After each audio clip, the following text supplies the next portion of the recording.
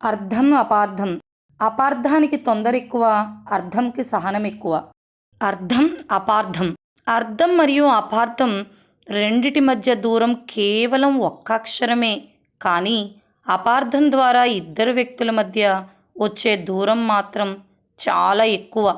అంటే ఎవ్వరూ తగ్గించలేనంత ఉంటుంది.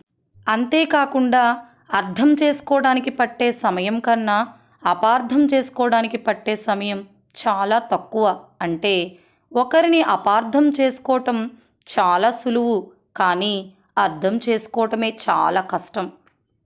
ఆ అపార్థాన్ని తొలగించి మళ్ళీ బంధమును దృఢపరుచుకోవాలి అంటే అంత సులువు కాదు.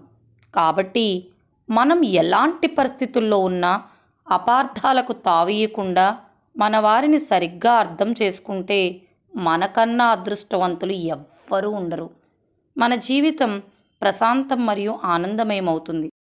ఇంకా సులువుగా చెప్పాలంటే అపార్థం మనల్ని నిలకడలేని వాళ్ళని చేసి బంధాలకు దూరం చేస్తే, అర్థం చేసుకోవటం అనే గుణం మన బంధాలను శాశ్వతం చేసుకోవడానికి దోహదపడుతుంది.